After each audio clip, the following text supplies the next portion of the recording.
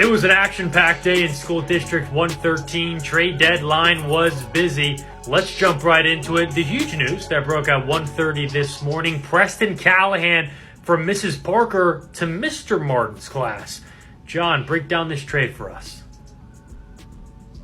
Absolutely. It's a tale as old as time, right? What do you get when you put an outspoken conservative student like Preston in a liberal English teacher's class?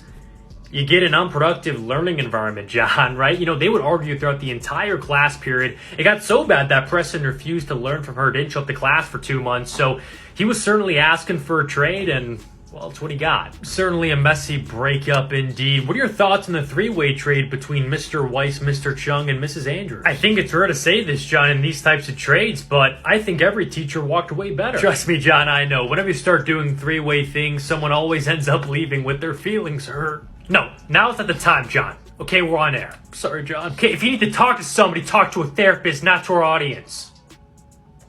But look, Mrs. Andrews receives a very necessary class clown in Willie Wenderson, who's going to bring a lot more life to her boring lectures. Mr. Chung receives a very good class leader in Juliet Richardson, who's going to keep the class in check when his sub teaches.